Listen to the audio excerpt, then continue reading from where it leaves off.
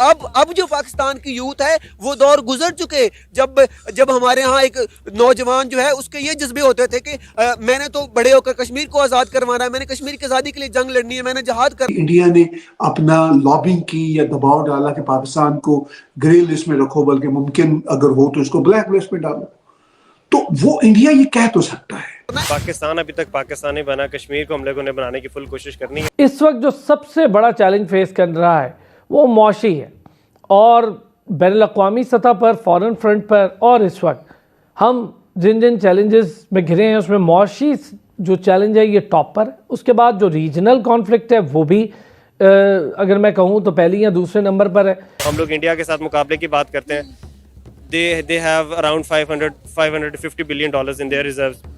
We only have 13 billion dollars in our reserve. तो हम लोग किस बेस पे उनसे मुकाबले की बात करते हैं? They are going with China and Russia to create a new currency. हम लोग अभी तक अमेरिका के उधर से नहीं निकले उनके हाउस। भारत है वो एक बैलेंस्ड फॉरेन पॉलिसी जो फॉलो कर रहा है, और इसको सामने रखते हुए जो तालिबान है वो अपने सियासी ताल्लुकात हों या मुआशी या तिजारती ताल्लुकात हों, वो बेहतर करना चाहता है, और खित्ते में भारत को एक इम्पोर्टेंट प्लेयर जो है वो समझता है। आपने कहा है कि इंडिया की इकॉनमी पाकिस्तान से डाउन है। बिल्कुल डाउन है। ये आपको किसने कह दिया? आप वहाँ पर देख लें, वहाँ पर गुर्बत ज्यादा है बेशक। अच्छा, गुर्बत ज्यादा होने से किसी मुल्क की इकॉनमी डाउन हो जाती है? जाहिर बात है, जब आपके पास रोजगार नहीं होगा तो इकॉनमी डाउन नहीं होगी आपकी। सर, इंडिया दुनिया की 5वीं बड़ी मौशियत है, अब वो तीसरी बनने जा रहा है, तो इकॉनमी मौशियत को ही कहते हैं ना। कि आप वो आबादी भी तो देखें ना कितनी ज्यादा पाकिस्तान। अगर हम पाकिस्तानी अक्लमंद होते, अपने आप को अपनी मदरलैंड यानी इंडिया से जोड़ते, तो हम भी उस सेकंड बड़ी सिविलाइजेशन का हिस्सा बनते।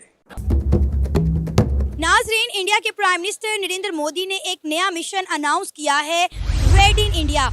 इंडिया के प्राइम मिनिस्टर नरेंद्र मोदी ने कहा है कि जो इंडियन हर साल अब्रॉड जाकर शादियां करते हैं और $75 बिलियन जो दूसरे मुल्कों में जाकर खर्च करते हैं, वो चाहते हैं कि वो तमाम इंडियंस अब जम्मू एंड कश्मीर में आकर शादी करें। नमस्कार दोस्तों, जय हिंद। पाकिस्तान को दिन ब दिन नए नए झटके लग रहे हैं। सबसे पहले तो भारत ने रावी का पानी बंद कर दिया। दूसरी ओर प्राइम मिनिस्टर जी कश्मीर जाते हैं और कश्मीर में नया ट्रेंड शुरू करवाते हैं, वेड इन कश्मीर, जबकि सारी दुनिया के लोग अब कश्मीर में आके शादी मनाएंगे और काफी सारे खर्चे यहाँ पे करेंगे, जिससे कश्मीर के लोगों को काफी अच्छा रोजगार मिलेगा और भारत की इकोनॉमी डेवलप होने में काफी सहायता भी होगी। तीसरी बात, प्राइम मिनिस्टर मोदी जी ने हम भारतीय कंटेंट क्रिएटर्स को काफी अच्छा अवार्ड दिया, जिससे हमारा कॉन्फिडेंस भी बूस्ट हुआ और भारत के कंटेंट क्रिएटर वर्ल्ड में अब काफी अच्छी ग्रोथ दिख सकती है। दूसरी ओर आज की सबसे बड़ी न्यूज की भारत ने IMF को काफी बड़ी वार्निंग दी है कि पाकिस्तान को लोन ना दे, क्योंकि वो लोन का गलत इस्तेमाल करते हैं और इससे पाकिस्तान काफी गुस्साया पड़ा है। वहाँ के लोग सोशल मीडिया पे डिबेट कर रहे हैं कि पाकिस्तान को लोन चाहिए तो वो IMF से ले गया, भारत इसमें दखल अंदाजी क्यों करता है। फिर पाकिस्तान भूल जाते हैं कि इंटरनेशनल फोरम पे भारत का कितना वजन है और भारत की बात को टालना कोई भी देश या फिर कोई भी बड़ा संस्था बिल्कुल नहीं कर सकती। आइए देखते हैं इस वीडियो में कि किस प्रकार से पाकिस्तानी लोगों ने इसके ऊपर रिएक्ट किया है। जय हिंद। इंडिया के वजीर आजम नरेंद्र मोदी साहब 2 दिन पहले जम्मू एंड कश्मीर का विजिट करके आए हैं, श्रीनगर होकर आए हैं। आर्टिकल 370 रिमूव करने के बाद ये श्रीनगर में उनका पहला विजिट था। उन्होंने वहां पर ऑलमोस्ट 6400 करोड़ के जो हैं नए प्रोजेक्ट जम्मू कश्मीर के लोगों के लिए मुतारिफ करवाए, लेकिन उनमें जो मेन प्रोजेक्ट था वो ये था कि वेड इन इंडिया।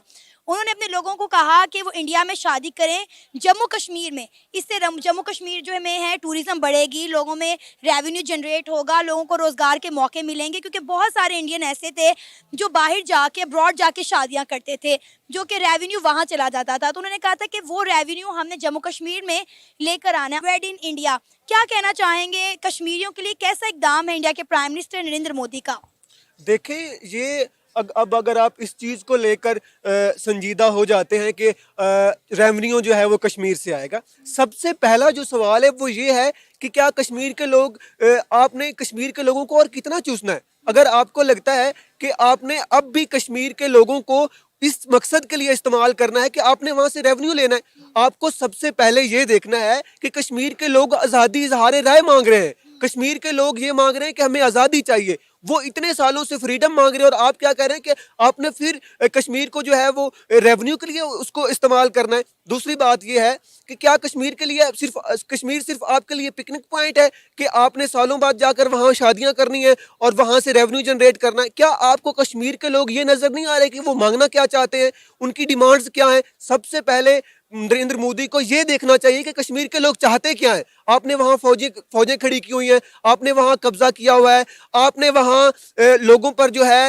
उनकी बच्चियां स्कूल नहीं जा सकती, जो बाहर निकलते उन पर शेलिंग की जाती है, उन पर बमबारी की जाती है। इसी सवाल का इसी जवाब में का कहना चाहूंगी, अभी पिछले दिनों की बात है, कल की ही बात है, जब नरेंद्र मोदी वहां पर विजिट पर गए हुए थे, वहां की कश्मीरी खवातीन ये कह रही थी कि अब यहाँ पर पथराव नहीं होता, अब कश्मीर में जो है इमरजेंसी नाफिज नहीं होती, हमारे बच्चे स्कूल जाते हैं, मजदूर डेली मजदूरी के लिए जाता है, दुकानें खुलती हैं, रोजगार बढ़ता है। कश्मीरी तो बार बार मोदी सरकार के नारे लगा रहे हैं, आप किन कश्मीरियों की बात कर रहे हैं? ये तो तस्वीर का एक रुख है ना जो आपको इंडिया मीडिया दिखा रहा है। आप बाकी इंटरनेशनल मीडिया को देखें, वो कौन से कश्मीरी हैं जो ये कह रहे हैं कि हम नरेंद्र मोदी के साथ हैं? कश्मीरी क्या कहेंगे? खुद इंडिया में आप जाकर देखें, इंडिया में कौन है जो नरेंद्र मोदी के साथ है? वो फार राइट पार्टी है जिसने वहाँ जो हिंदू नेशनलिज्म की बेस पर इतने लोगों का वहाँ कत्ल करवाया है। ये तो वो खूनखार दरिंदा है मोदी। आप किस मोदी की बात करती हैं? मुझे इंडिया के प्राइम मिनिस्टर नरेंद्र मोदी की ही बात कर रही हूँ। आप यकीन करें कि इंडिया में रहने वाले मुसलमान भी यही कह रहे हैं कि अब की बार मोदी सरकार 2 टर्न्योर नरेंद्र मोदी साहब के आए और कह रहे हैं कि अगला टर्न्योर भी उन्हीं का ही है। जाहिर है किसी सियासतदान में कोई तो क्वालिटीज होंगी ना कि वो बार बार जो है सियासत में आ रहा है। अब देखें कि उन्होंने इंडिया की डेवलपमेंट पर कितना काम किया। जम्मू कश्मीर की आप वीडियोस देखें, सोशल मीडिया भरा पड़ा जम्मू कश्मीर की वीडियो से।